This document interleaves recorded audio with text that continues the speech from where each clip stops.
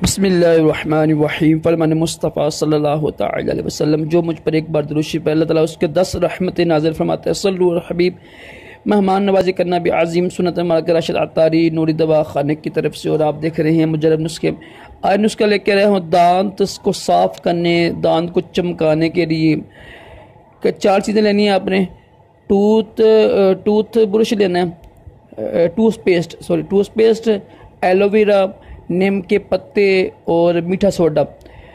बनाने का तो क्या तरीका है, एक ना थोड़ी सी लेकर मकदार लेकर ना, यानी टूथपेस्ट की, उसमें 1 चम्मच नीम के रस का, यानी नीम के पत्तों का रस और 1 चम्मच नाना मीठा सोडा डाल दीजिएगा। इसको अच्छी तरह मिक्स करके ना, जो है ना एलोवेरा की जेल होती है, जेल वो लगा कर उसको मिक्स करके ये इस्तेमाल किया करें। इंशाल्लाह दांत आपको चमकने लग जाएंगे। सल्लल्लाहु अलैहि वसल्लम।